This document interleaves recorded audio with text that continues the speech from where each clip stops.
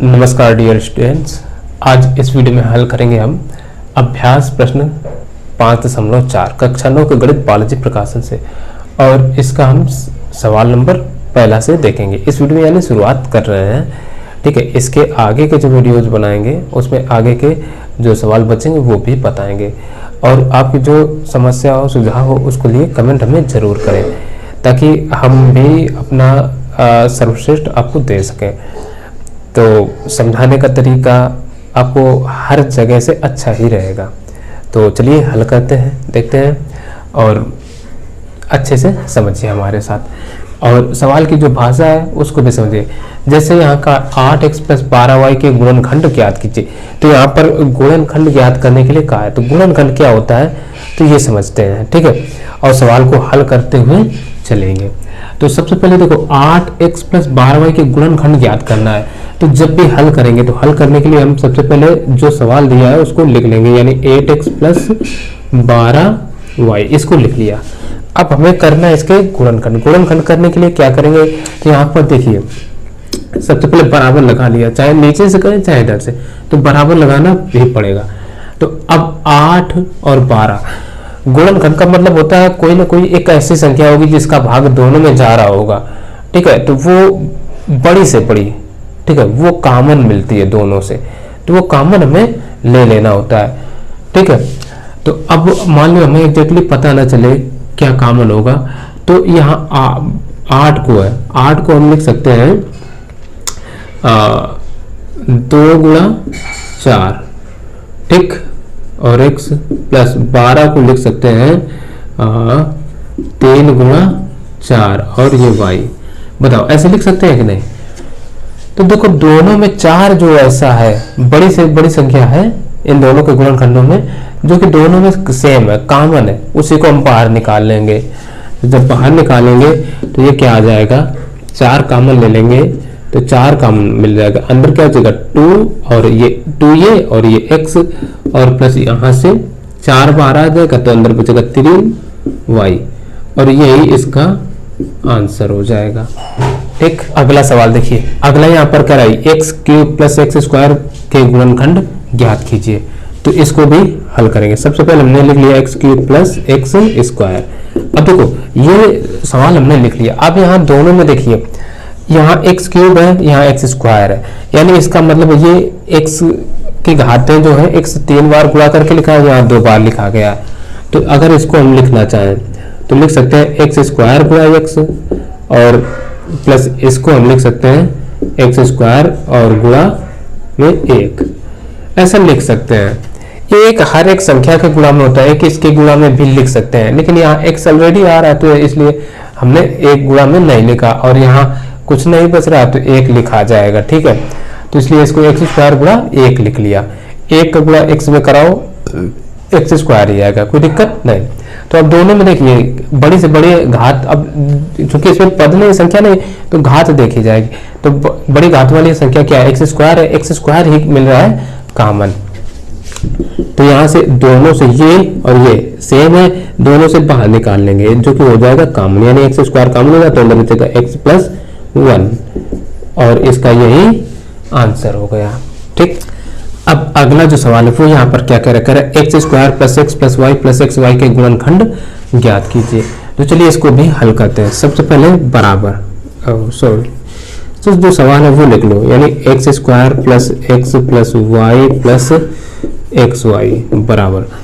अब देखो इससे भी हम क्या करें, कॉमन। अब देखो यहाँ दो पद में देखेंगे, ये x वाले पद, ये y वाले पद, ठीक है। इन दोनों में या तो इन दोनों में कॉमन ले लो, या तो हम थोड़ा फिर बदल करके लिखें तो उससे कुछ बात बनना नहीं खास। तो हम क्या करें, दो पदों में ले लेंगे कॉमन, यानी इन दोनों में और इन दोनों में। इन दोनों में कॉमन कैसे लेंगे, तो कोई यहाँ x 2 बार लिखा है, यहाँ 1 बार लिखा है, तो 2 बार में हमें कॉमन मिला। तो जैसे यहाँ 2 बार लिखा है, इसका मतलब ये ऐसे लिखा गया है x × x और प्लस 1 ये x है, ठीक। तो इन दोनों से देखो, इससे ये और ये दोनों से x मिल गया, गुणा 1 करके देखें अगर, तो अगर हम ये 1 x और ये जैसे बाहर निकालें तो बचेगा क्या, एक ये x और ये +1, यही तो बचेगा ना। तो वही चीज यहाँ से ये x बाहर आ गया तो अंदर क्या बचेगा, x प्लस का 1 ही तो बचेगा। अब इससे देखो, इस ये अगर y गुणा y है तो देखो y प्लस का x y है, जो अगर हम इससे क्या करें, ये y ये बाहर निकाल दें तो क्या बचेगा, ये x और यहाँ कुछ नहीं, इसका मतलब गुणा में 1 होगा। तो यहाँ जब हमने y बाहर निकाला तो यहाँ तो 1 बचेगा कि नहीं बचेगा भाई, गुणा में कुछ ना कुछ तो लिखना पड़ेगा, 0 आएगा नहीं, कॉमन में 0 नहीं आता है, ठीक है। तो y कॉमन, तो यहाँ 1 बचेगा और प्लस का इधर बचेगा x।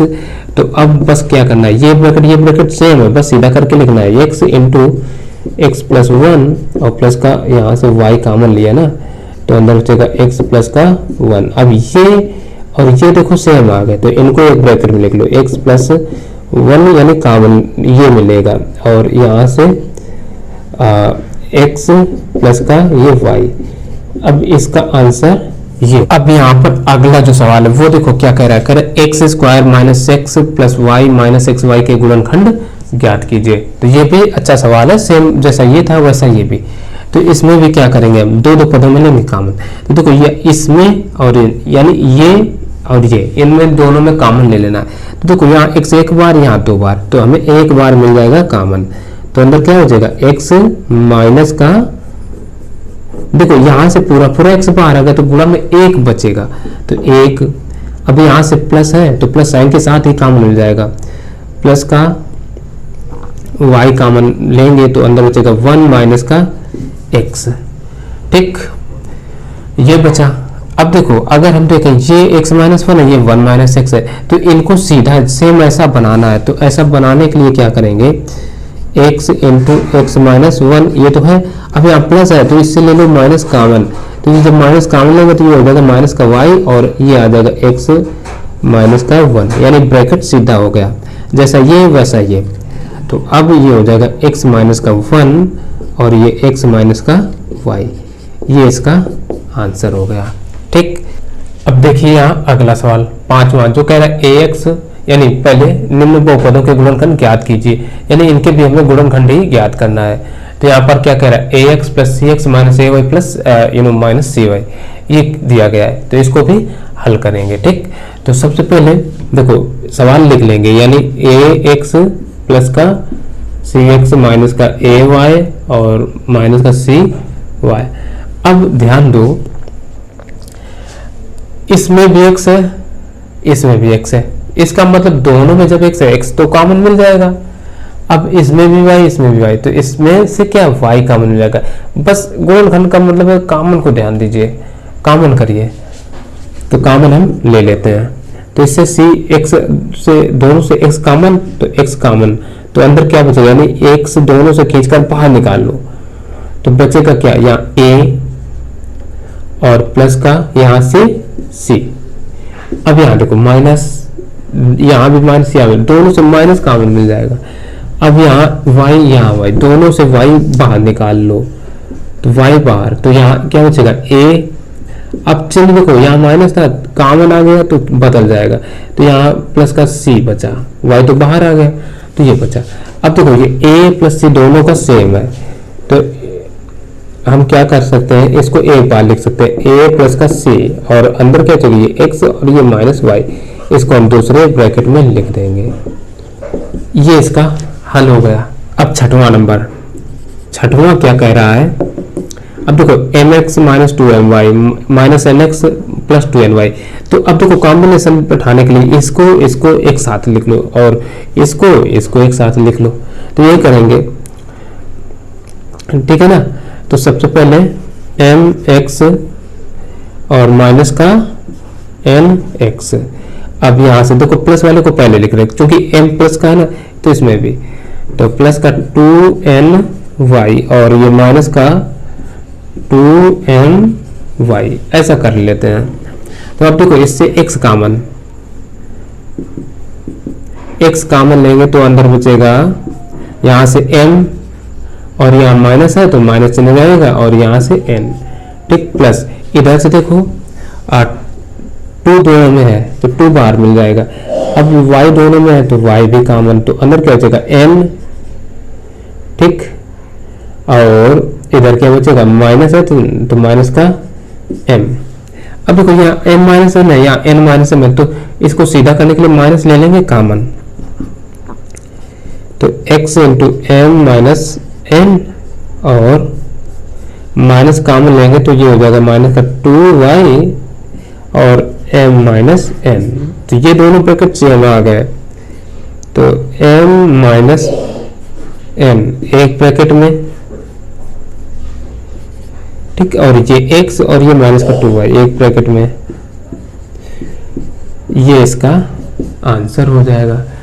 अब देखिए यहाँ सातवां नंबर क्या कह रहा है, AB plus CD plus AD plus BC, इसके गुणनखंड करना है। तो कुछ नहीं, दो पदों में कॉमन ढूंढिए, ये ऐसा सेट करिए कि जिससे हमें कुछ ना कुछ कॉमन मिल जाए।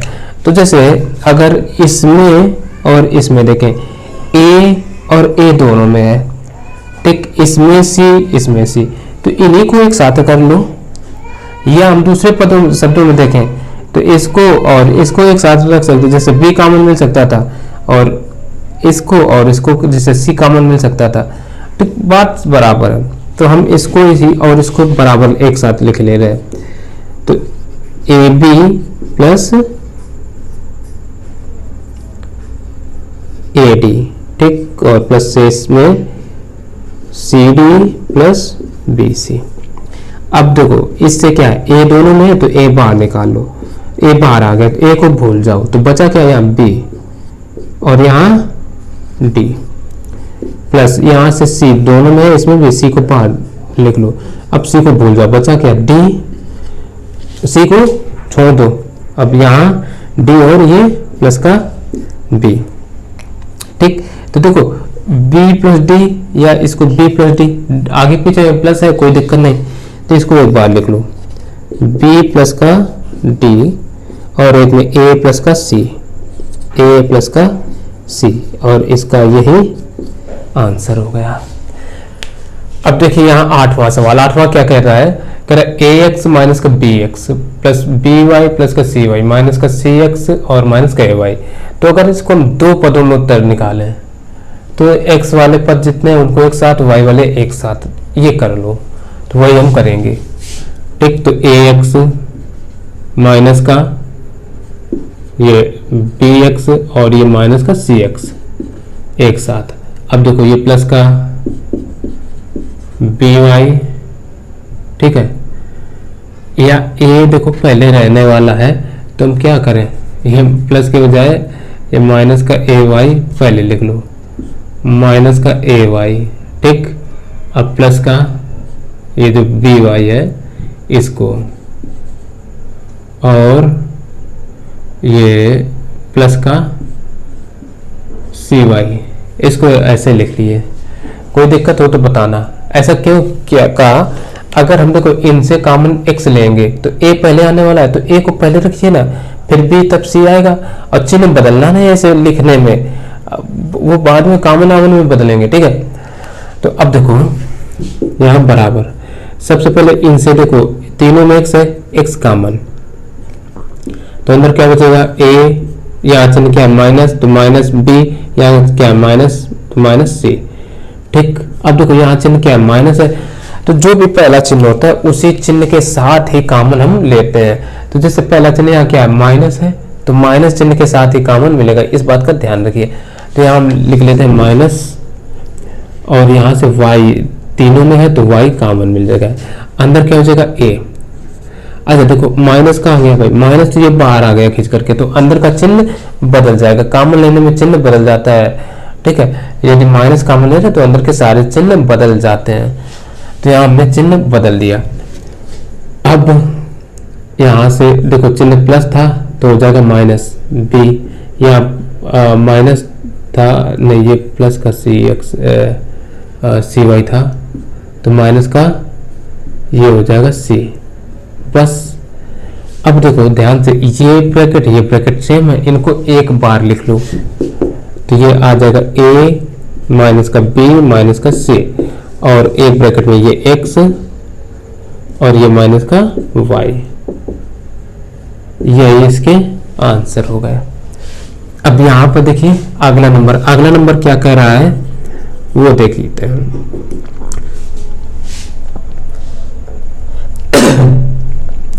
अगला नंबर जो है वो कहता है mx plus n y minus n x minus m y. तो ध्यान देना, सबसे पहले ये एम एक्स और ये एन एक्स, इनमें एक्स है तो इनको एक साथ रख लो, एम एक्स माइनस का एन एक्स। ठीक, अब ध्यान दो, ये तो इसको चिन्ह ना समझना कि माइनस नहीं, ये तो हमने लिखा है सवाल को हल करने के लिए। तो अब देखो इन दोनों में एक्स है, एम अगर हम इससे एक्स कम है तो एम प्लस का रहेगा, तो इस बात का ध्यान देना। यहीं से मेन चिन्हों की गड़बड़ियां आपकी हो सकती है। ठीक, तो m को पहले रखो, क्योंकि भाई m पहले आएगा, तो यहाँ माइनस है तो माइनस रखते हैं, माइनस एम वाई और तब प्लस का एन वाई, ये रख लो। ऐसे कोई दिक्कत हो तो बताना, क्योंकि भाई इससे हमने x कॉमन है तो m पहले आने वाला है, तो वही रखो ना। तो यहाँ से x कॉमन, तो अंदर क्या बचेगा m माइनस का n, और m कैसा है, धनात्मक है। ठीक, माइनस का n है तो वही चीज यहाँ m हमने क्या करें, कॉमन है, किस चिन्ह के साथ, यहाँ माइनस है तो माइनस कॉमन मिलेगा, तो माइनस का y कॉमन, तो अंदर क्या बचेगा, अंदर का चिन्ह बदल जाएगा यदि माइनस कॉमन लेते हैं तो यहाँ माइनस बाहर आएगा तो यहाँ हो जाएगा प्लस, और यहाँ n बचेगा। अब ये दोनों ब्रैकेट सेम आ गए तो इनको हम लिख सकते हैं m माइनस n और यहाँ से x माइनस का y, तो ये इसका आंसर हो गया। अब देखिए यहाँ 10वां नंबर, 10वां क्या कहता है, कह रहा है ax प्लस सी वाई माइनस ए सी माइनस एक्स वाई, इसके भी गुणनखंड करना है। तो गुणनखंड करने के लिए सबसे पहले देखो यहाँ x यहाँ x यहाँ c, तो इसको एक साथ रख लो, ax माइनस का एक्स वाई, और देखो अगर इससे हम x कॉमन ले लेंगे तो a आएगा धनात्मक, तो a को तुम्हें पहले रखना है, a पहले आएगा, तो माइनस का ac, a c और ये प्लस का सी वाई, इसको ऐसे रख लो। अब इससे x ले लो कॉमन, तो जब हम x कॉमन लेंगे तो अंदर क्या बचेगा, a यहाँ से माइनस का y। ठीक, x बाहर आ गया, तो यहाँ अब देखो यहाँ चिन्ह माइनस है तो माइनस के साथ कॉमन लेगा, तो माइनस का दोनों में क्या है, c है, c कॉमन हो जाएगा, तो अंदर क्या हो जाएगा a, और माइनस कॉमन है तो अंदर का चिन्ह जाएगा बदल, तो माइनस का y। तो अब देखो ये और ये सेम आ गए, तो a माइनस का y और यहाँ से x, ये माइनस y c एक ब्रैकेट में, तो x माइनस का c एक ब्रैकेट में, तो ये भी हो गया 11वां नंबर। 11वां क्या कह रहा है, 9a cube b square c minus 27a square b cube c square minus 36a square b square c cube, ये सवाल दिया है। तो हल करने के लिए सबसे पहले बराबर, ठीक, तीनों में देखो कोई ऐसी संख्या है क्या जिसका भाग तीनों में जा रहा है, जी हाँ 9 है, 9 का भाग 27 में, 9 में भी और 36 में भी चला जाए, तो पहली बात तो 9 कॉमन। इसके बाद देखो ए यहाँ 3 बार है, यहाँ 2 बार है, यहाँ भी 2 बार है। एक बार सवाल देख लो सही लिखा,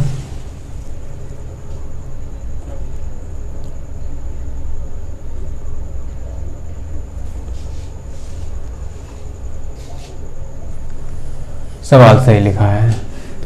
तो यहाँ a क्यूब 3 बार है, 2 बार है और यहाँ भी 2 बार, तो 2 बार तो कम से कम हमें कॉमन हो ही जाएगा। ठीक, 2 बार कॉमन। अब देखो c यहाँ 1 बार, यहाँ 2, यहाँ 3, तो केवल c का, ओ सॉरी पहले b को देख लो, b 2 बार, 3 बार, 2 बार, तो b स्क्वायर, और c एक बार है तो 1।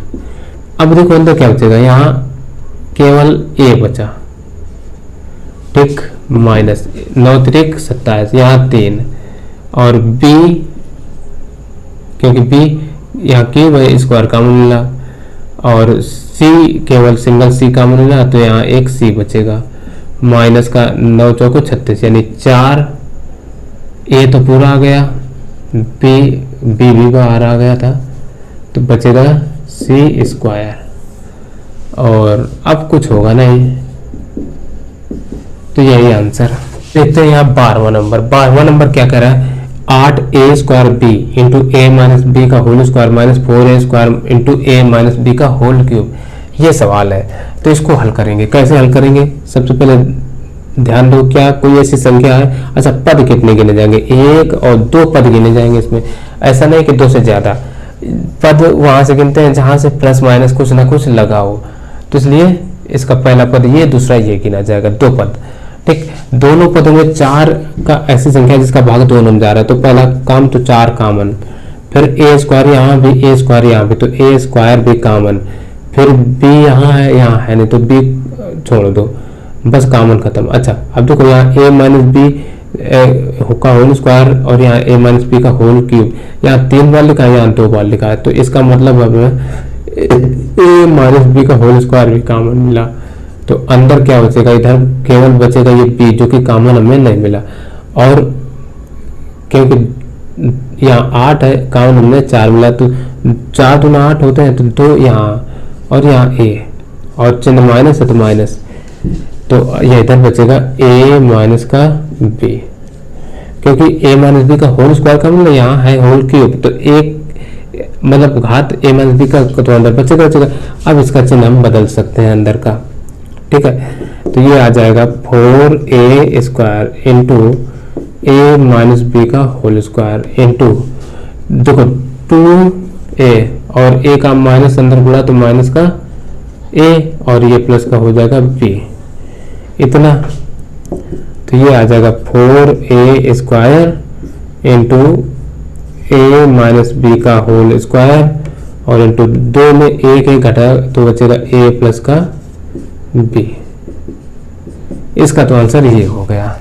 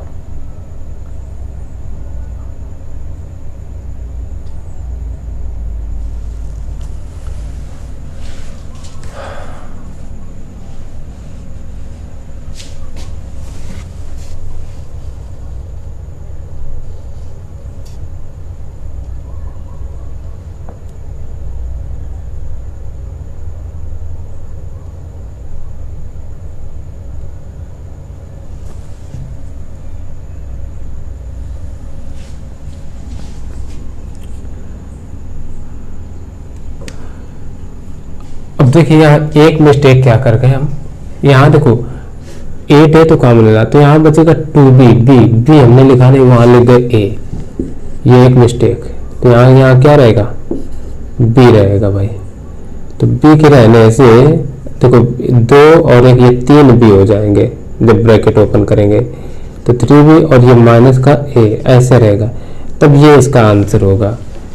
ठीक, वो मिस्टेक हो गई थी। अगला नंबर देख लो।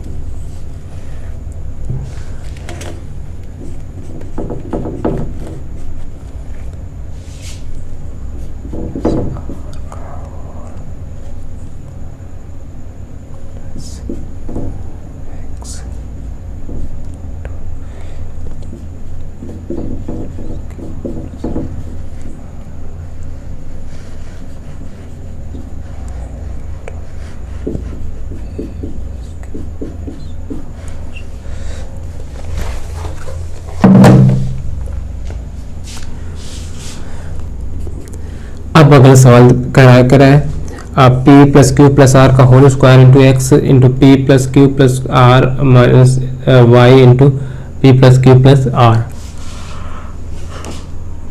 ये सवाल दिया गया है, इसको भी हल करना है। हल करने के लिए सबसे पहले देखो यहाँ p plus q plus r का होल स्क्वायर यानी 2 बार लिखा, यहाँ 1 बार लिखा, यहाँ 1 बार, तो एक बार में मिलेगा कॉमन, तो P plus Q plus R ये कॉमन, तो इधर 2 बार लिखा था तो 1 बार बचेगा, यानी P प्लस का Q प्लस का R, और यहाँ से बचेगा X माइनस का यहाँ से बचेगा Y। अब इसको कुछ नहीं कर सकते, यही बस लिख सकते हैं कि ये आंसर है। अब देखिए ये 14वां सवाल क्या कह रहा है, P प्लस क्यू का whole cube P plus q का whole square P plus q, ये तो इसको हल करने के लिए सबसे पहले देखो यहाँ 3 बार, यहाँ 2 बार, यहाँ 1 बार, तो 1 बार तो यानी सबसे कम घात वाला ही कॉमन मिलता है तो मिल जाएगा, तो P प्लस का Q और अंदर क्या बचेगा, यहाँ P प्लस का Q का होल स्क्वायर और यहाँ से 1 घात कॉमन आया तो अंदर बचेगा P प्लस का Q। चाहो तो यही आंसर लिख सकते हो, अगर ना चाहो तो आगे और थोड़ा हल कर सकते हैं, लेकिन मेरे ख्याल से यही, ओहो P प्लस क्यू का होल स्क्वायर या P प्लस क्यू और ये प्लस इधर 1 तो रहेगा, ठीक है, इधर 1 रहेगा, तो यही इसका आंसर हो गया। बस छोड़ो, नहीं वैसे इसका होल स्क्वायर ओपन करते लंबा खींचता, यही आंसर लिख दो, काम खत्म। तो ये था आज का पहला भाग इसका। इसके बाद अब हम आगे की वीडियो में आपको और अगले सवाल बताएंगे, ठीक है। बाकी के जो बचे हैं तो चैनल को सब्सक्राइब कर देना, वीडियो को लाइक नहीं किया अभी तक तो लाइक भी कर देना। चलिए मिलते हैं फिर अगली वीडियो में, तब तक के लिए नमस्कार।